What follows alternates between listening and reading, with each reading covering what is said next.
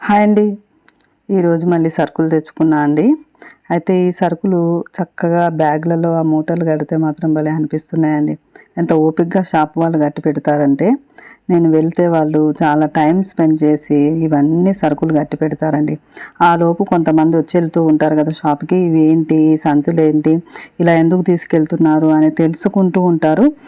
చాలా బాగుంది ఇలా చేయడము, కవర్లు లేకుండా. అంటే షాప్ వాళ్ళు కూడా చెప్తూ ఉంటారండి వాళ్ళకి, మేడం గారు ఇలా చేస్తూ ఉంటారని. అలా ఎవరో ఒకళ్ళన్నా చూసి మారుతారేమో అనిపిస్తుంది. అయితే ఎవరినైనా మనం మార్చగలమా లేదా అన్నది మనకు అది మార్చడం కష్టం కావచ్చేమో, కానీ మనలో మార్పు తీసుకురావడానికి మనం పూర్తిగా ప్రయత్నం చేయొచ్చు.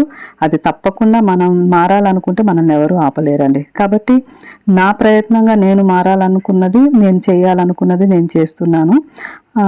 ఆ నెలకు ఒకసారి అన్ని కవర్లు తీసుకురాకుండా మధ్య మధ్యలో సరుకులకి అవసరమైనప్పుడు ఇలా వాడుకోవడంలో నాకైతే తృప్తి ఉందండి. నేను చేస్తున్నాను అన్న తృప్తి నాకుంది.